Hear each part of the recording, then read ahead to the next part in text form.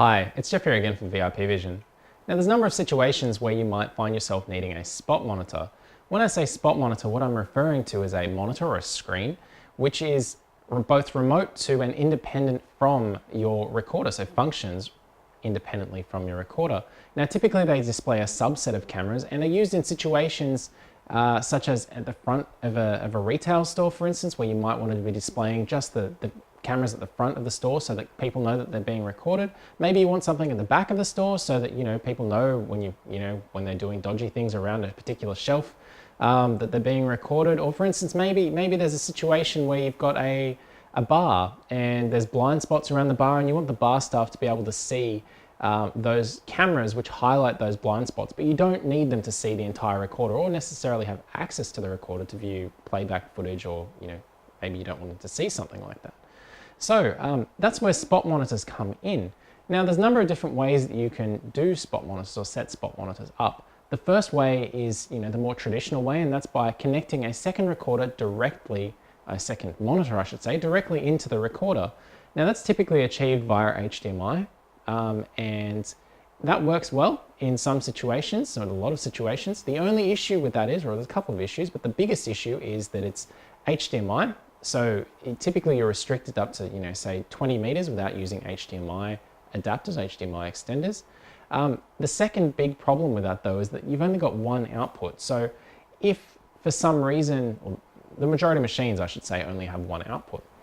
So if for some reason you need multiple spot monitors, so maybe again, like I said in that scenario, maybe you want a spot monitor at the front of the store and you want a spot monitor at the back of the store and you want them to display completely different subsets of cameras, then it's a bit of an issue.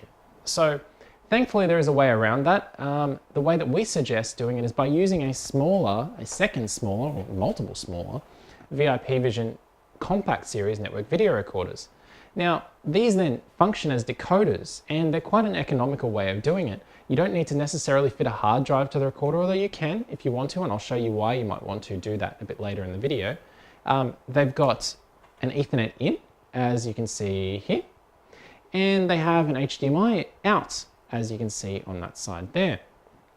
Now, why is this a good thing? Well, first off, like I said, you can run multiple recorders as decoders.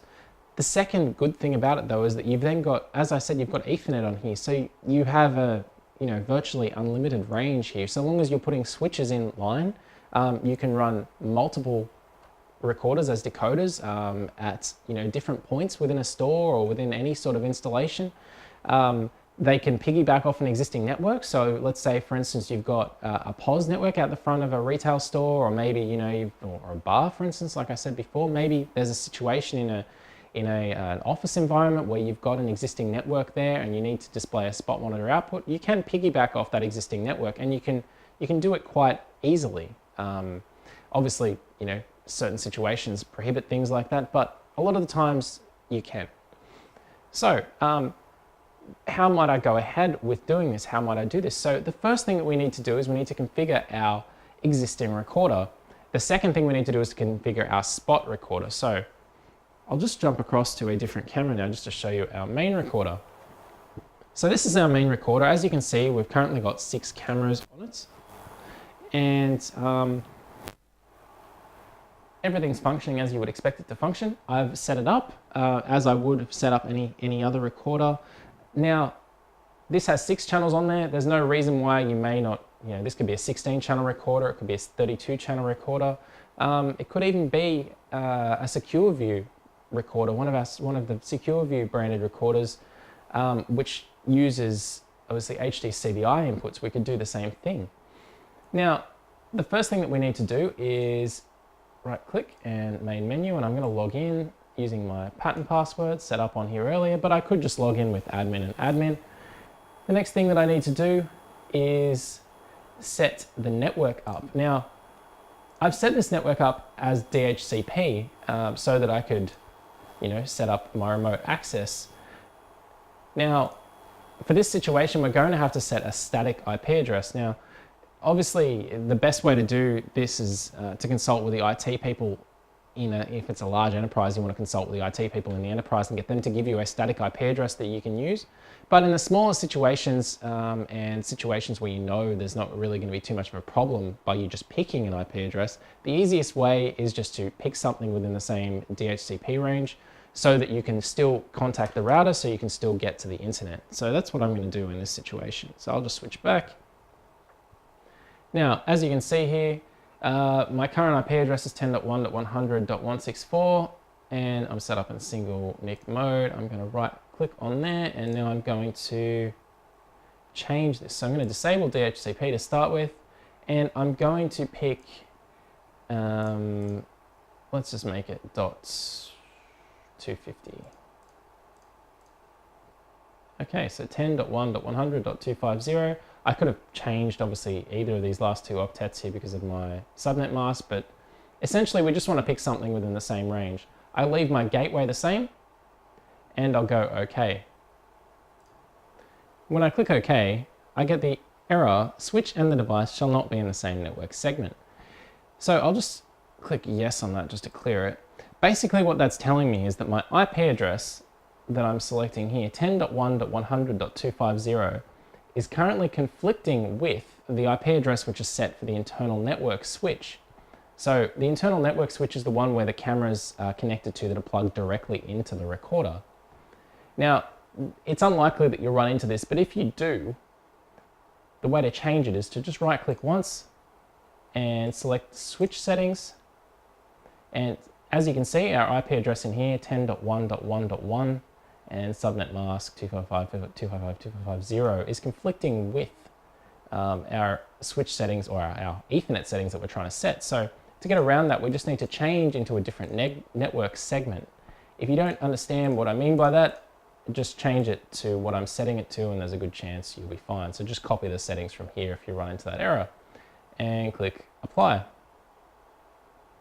That's going to require a restart, so we'll just restart now. So as you can see now, my recorder is successfully restarted and all of my cameras are back just where I left them. So I'm going to right click and select main menu again, log back in using my pattern password. As I said before, I could be using my PIN or my admin password to log back in there as well. So we're just going to continue with what we were doing before. So we're going to click on network. Now, just to prove that everything is still working correctly, I'm just going to jump back down to easy for IP here and just confirm that we're still connected to the internet, so we can still remotely access this device using the QR code.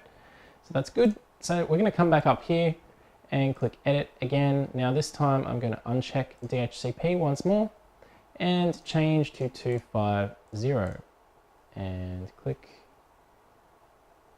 OK. Now you'll see that my IP address has changed to 10.1.100.250 and it's now set statically.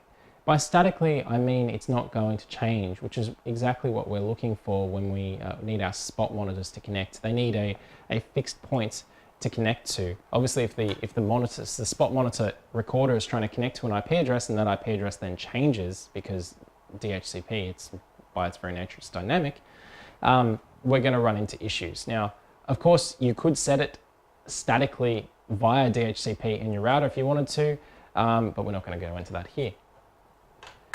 So we'll just switch back again. So back looking at this recorder again.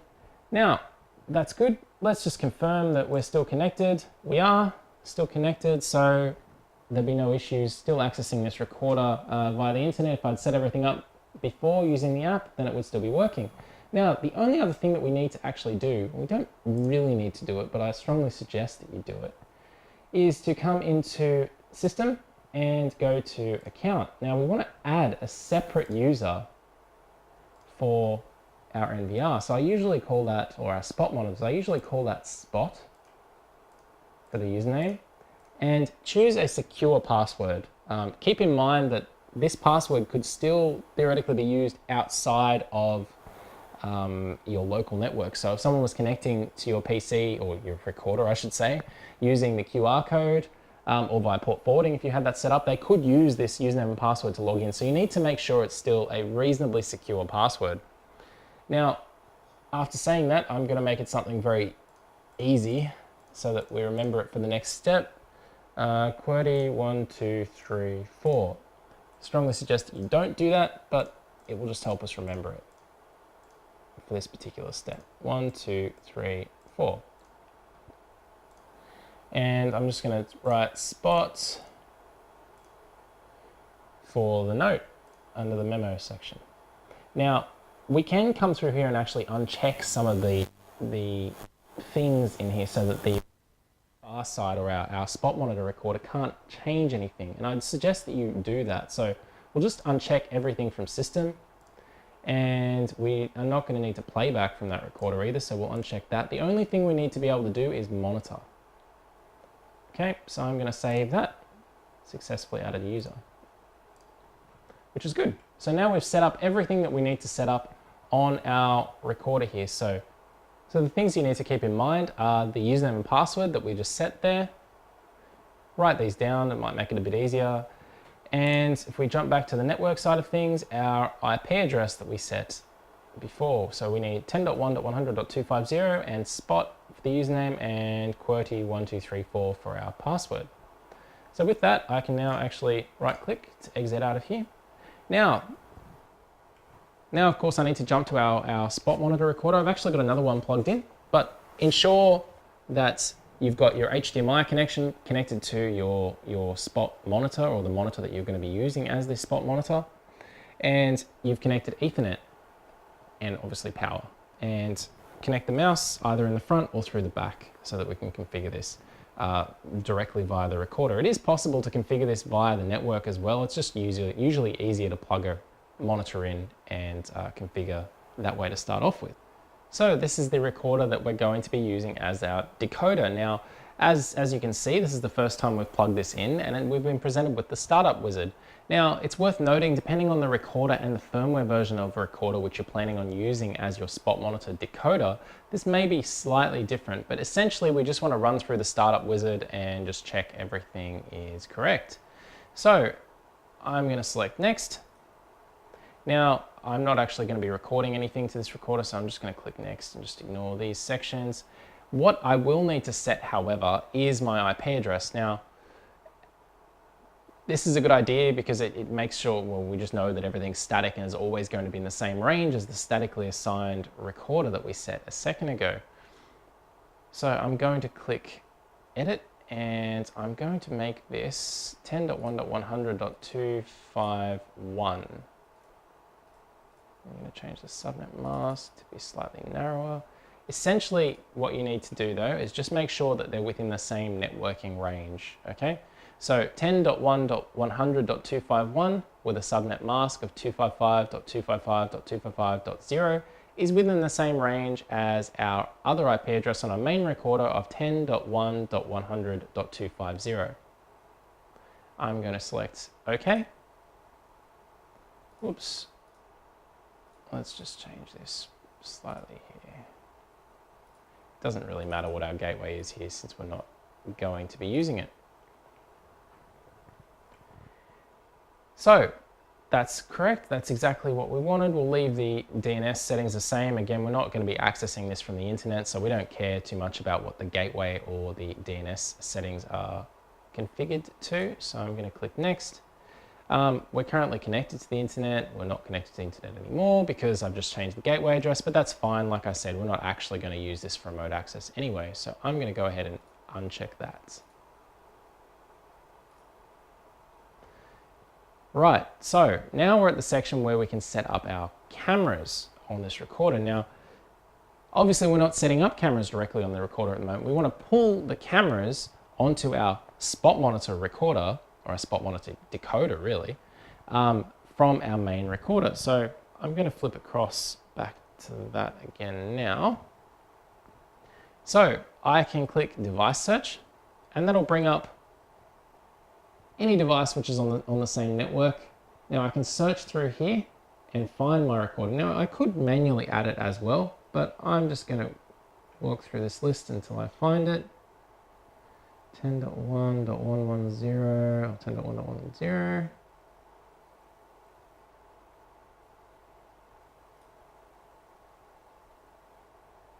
10.1.100.250. Okay, there we go. So now I can click add. So the first thing we're going to need to do here is click on the modify box. Now, before we set up a separate spot monitor username and password in here, remember we set it as spot, S-P-O-T, for the username. And we set our password to a very secure QWERTY 1234.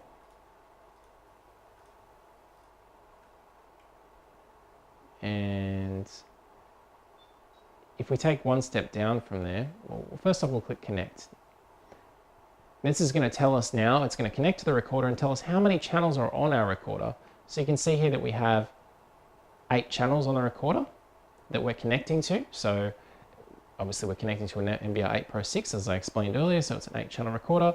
The next thing that we have here to select is our remote channel number. Now this is the channel on the recorder that we're going to be retrieving. So if I switch back to our main recorder, you'll see here that we have 6 cameras. Now I'm going to select this one here, which is camera number 5. That's the one that I'm going to select for this spot monitor. And then secondary to that, I might select camera number 2. So I'll select camera number 5, camera number 2, and I might even select camera 3, and then I'll select camera 4. Now they'll be in the order in which I add them. So I'm going to go camera 5, 2, 3, and then 4. So let's just jump back to our spot monitor recorder again.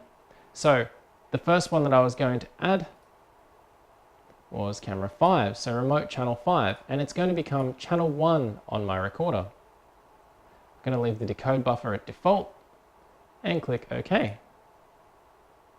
And there you can see in the background we've already got that camera up, camera number 5, so this is working quite well.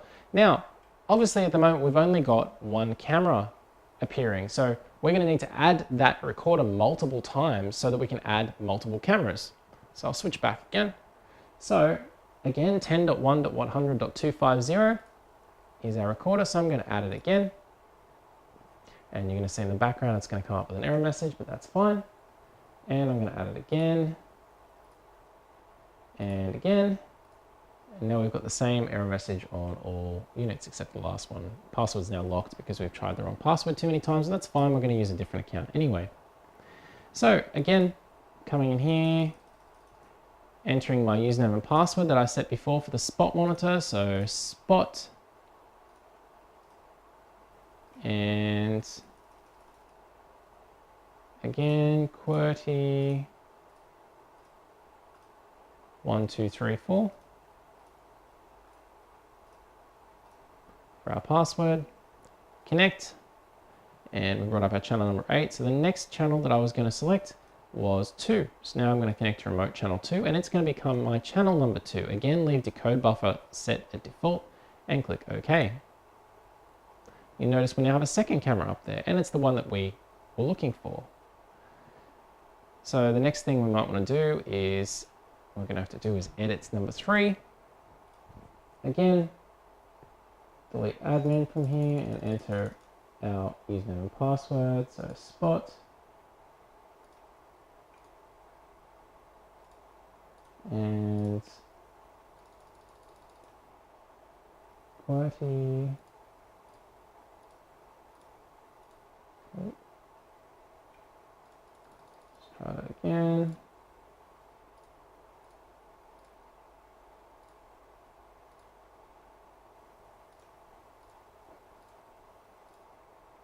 QWERTY 1234. Again, connect. Select our remote channel, which was going to be 3 for our next one. It's going to show up in channel number 3. Click OK. You'll now see we've got 3 there, and just the final one. Again, we just have to change this here again. So spot,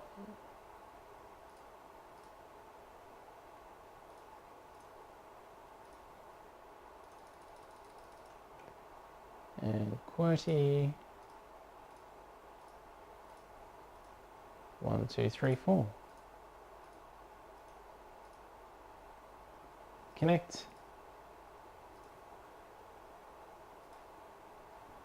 And I think the last channel that I was going to select was actually 4. And okay. There you go. So now you can see in the background we've got our 4 cameras. I'm going to right click, or actually rather than right clicking, let's complete the wizard. So I'm going to select next. I'm going to just ignore all of this recording here since we're not actually going to be recording to this machine. I'm going to click finish. Wizard is finished, which is good. And great. Now you can see that we've got our 4 cameras connected on our spot recorder. And it functions exactly the same way as if you had the cameras connected directly. So I could full screen a camera here if I wanted to. Again, double click to go back. Oh, if you can get the double click speed right, let's just go view 4. Now, I could also, if I wanted to, in here, if I needed to, I could come in and set up a tour under display. I could come in here and set up a tour and have them cycling through each channel individually if I wanted to. Let's say if I didn't want a quad, if I actually wanted to show full screen 1, 2, 3, 4, I could do that. I'm just going to leave that alone for now, but just keep in mind that you can still set up tours. We do have another video showing how to configure tours as well, so it might be worthwhile taking a look at that. So I'll just right click. So yeah, now we have a fully functioning spot monitor using an NVR as the decoder in this situation. As I said before, you can have multiple decoders, multiple spot monitor NVRs acting as decoders. There's strictly no limitation to that. The only limitation is what this recorder here can output with regards to its output bandwidth. So that depends on the recorder. That's all viewable in the spec sheet for the recorder. There's one final thing though that you might actually be interested in. Now, as I showed before, this recorder, in addition to having our power on the back here, obviously our HDMI output, we've also got a VGA output if we needed it, our Ethernet in, we also have 4 camera inputs here, which we would normally use, if this was being used as a recorder. Now there's certain situations, obviously in this situation, for instance, we're not using any of those, but maybe you do want to use, or you do want to put a camera that's close to the spot monitor. Now, what you can actually do is copy the cameras back the other way. So now our spot monitors, our recorder here is going to act as our spot monitor, but it can also act as the encoder sharing a camera with our main recorder. So I'm going to show you how to do that now. So I'll just put that aside. So I'm going to switch back to our recorder again, our decoding recorder, our spot monitor recorder. I'm going to right click, go main menu, and actually let's just go right click and go registration. That's the quicker way to do it. So now what I'm going to actually do is delete camera 4 here. Now the reason why I'm doing that is because I'm about to connect a camera to one of the ports on the recorder. And I'll do that now.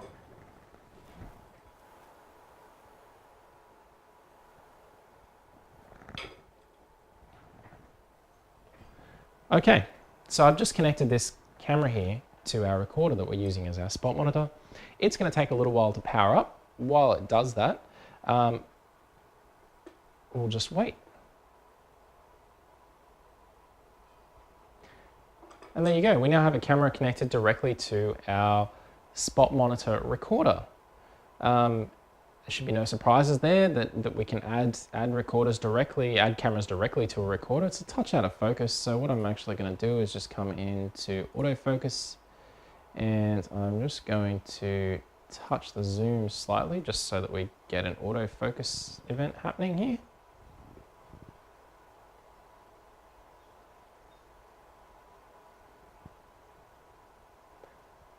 Like so. So now we're in focus. So I'm just going to leave that flipped back upside down.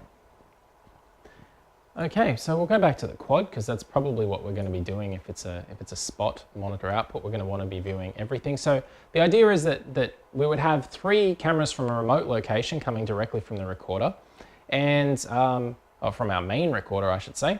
And we may have another camera which is very close to the spot monitor recorder and is also being powered from that spot monitor recorder. So you don't have to run a separate cable all the way back to our main recorder. We can just connect directly to our spot monitor recorder. Now, as I mentioned before, you can then bring this camera back across to our main recorder. So we'll do that now. We'll just connect.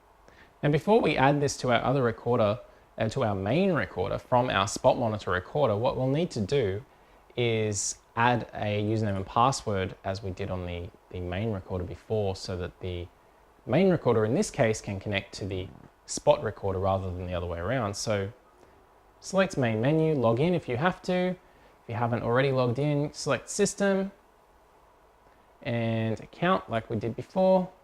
And we're going to add a user. And again, I'm going to call it spot.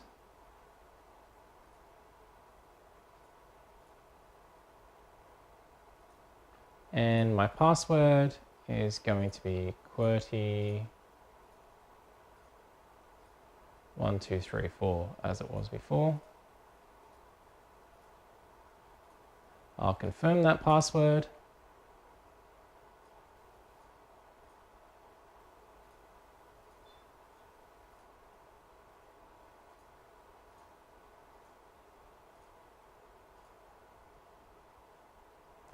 And click save. Successfully added user. Like I said, what might be a good idea is if we come in here and actually disable these functions that are not required, just in case. It just reduces the attack surface. So we'll click save. Okay, so that's fine. Now we're done with our spot recorder again. As you can see, we're still connected here on this camera. Now, let's bring that across to our main recorder. So as you can see, we're back here, still on our main recorder. Everything looks exactly the same as it did before. So the first thing I'm going to need to do is right click and select camera registration. I'm going to enter my pattern password again, as I did before. Now, I need to add, click device search and sort by IP. And then look for the IP address that we set our spot monitor recorder to. So it was 10.1.100.251. I've double clicked that just to add it. Now you'll see that it'll be added down the bottom of the screen here. I'll click the modify button again, much the same way as I did before. Enter my username and password, so spot and QWERTY 1, 2, 2, 3, 4, and connect. Now in this case, it doesn't seem to be automatically detecting the number of channels when I click connect. So just as an alternative here, we can select the number of channels that are located on that recorder. So I'm going to select 4 because I know it's a 4-channel recorder. And then from there, I'm going to select the remote channel 4. It's going to run on camera D7 on this recorder, which is the last one, or the final one that isn't filled on this recorder. And leave the decode buffer at default and click OK.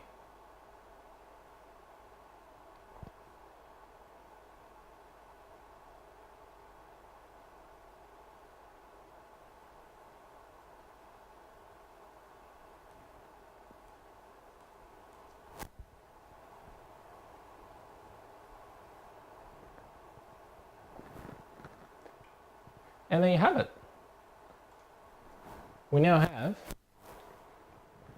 a camera from our spot monitor recorder now being connected back to our main recorder without the use of any additional cabling or any additional PoE switches. So just that one cable that we're running to our spot monitor is now sending video over Ethernet to our spot monitor recorder, our spot monitor decoder, a recorder acting as a decoder, and then it's also capturing data from this camera here, which is connected to the PoE ports on the back of that spot monitor recorder, sending it back out through the Ethernet and then back to our main recorder. So just to recap this video, we've taken a VIP Vision compact series network video recorder, connected it to a monitor via HDMI, or it could also be via VGA. We've done it via HDMI. Connected it to a network which is connected to our existing main recorder, and use this secondary recorder as a decoder so that we could generate a spot monitor output. Now, In the second part of the video, we also did it in reverse. So we connected a camera to one of the PoE ports of this recorder and sent that data back out of the Ethernet port of this recorder here, back out to our main recorder so that we could view a camera which was connected very close to the spot monitor, and we wouldn't have to run additional cabling or add a PoE switch. If you've got any further questions about this video, please just leave them below. We'll get back to you as soon as possible. Any other comments, please again, leave them below. Feel free to subscribe to this channel if you like these videos or if they're useful to you. And yeah, anything else, just let us know. Thanks.